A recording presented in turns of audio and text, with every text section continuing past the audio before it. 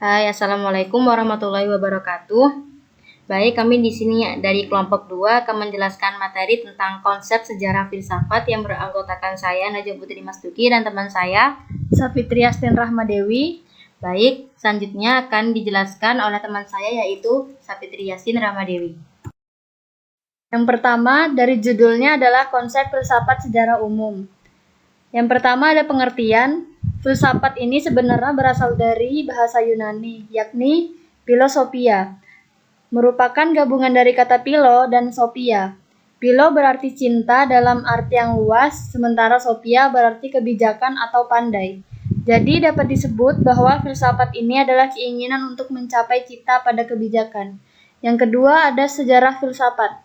Sejarah filsafat ini melalui beberapa zaman, yaitu diawali dari zaman Yunani kuno, yang kedua ada zaman kegelapan, yang ketiga ada zaman pencerahan, yang keempat ada zaman awal modern dan modern, dan yang terakhir ada zaman postmodern.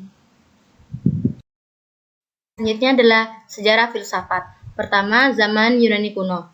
Periode filsafat Yunani merupakan periode terpenting dalam sejarah peradaban manusia, disebabkan karena pada saat itu terjadi perubahan pola pikir mitosentris, yaitu pola pikir yang sangat mengandalkan mitos untuk menjelaskan fenomena alam.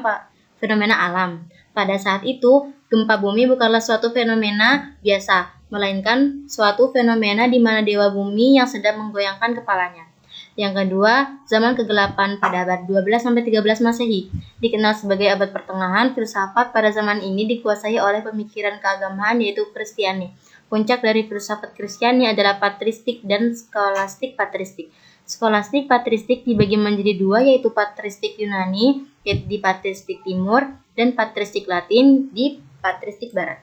Ketiga, zaman pencerahan pada abad 14-15 Masehi.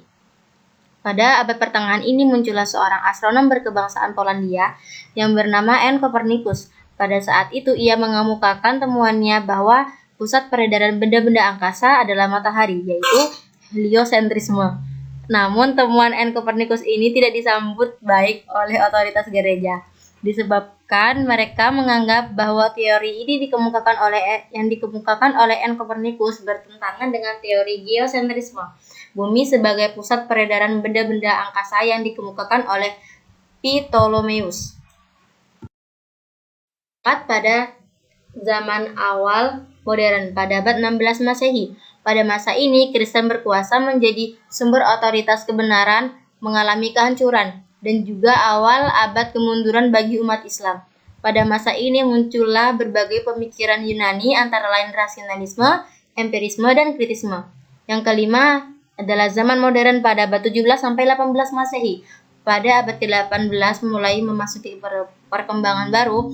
Filsuf-filsuf pada zaman ini disebut sebagai para empirikus, yang ajarannya lebih menekan bahwa suatu pengetahuan adalah mungkin karena adanya pengalaman indrawi manusia. Selanjutnya ada cabang-cabang filsafat. Yang pertama ada ontologi. Ontologi atau disebut dengan istilah metafisika merupakan salah satu cabang ilmu filsafat yang menjelaskan mengenai hakikat segala sesuatu yang ada, membahas mengenai watak yang sangat mendasar atau ultimate dari benda ataupun realitas yang ada di belakang pengalaman yang langsung. Yang kedua ada epistemologi. Epistemologi merupakan salah satu cabang filsafat yang mengamati tentang asal mula, metode-metode, susunan, dan sahnya sebuah pengetahuan. Yang ketiga ada aksiologi.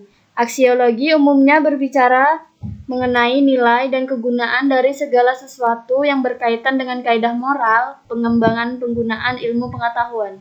Yang keempat ada logika. Logika adalah salah satu cabang filsafat yang berbicara mengenai aturan berpikir supaya dengan adanya aturan tersebut bisa diambil kesimpulan yang benar. Terus yang terakhir ada faktor-faktor yang menyebabkan munculnya filsafat. Yang pertama ada dongeng takhayul yang dimiliki oleh suatu masyarakat kebudayaan atau bangsa. Beberapa orang dalam masyarakat tersebut tidak langsung percaya begitu saja. Lalu, ia memulai berpikir kritis dan mencari jawaban atas kebenaran dari dongeng-dongeng tersebut. Maka dari situ muncullah filsafat.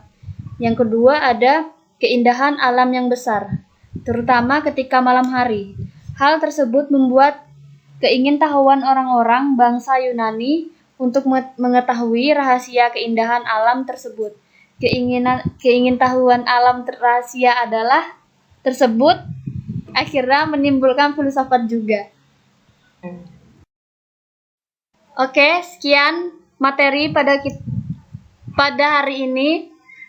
Terima kasih kepada para penonton ataupun pendengar. Semoga ilmu kali ini bermanfaat bagi kita semua.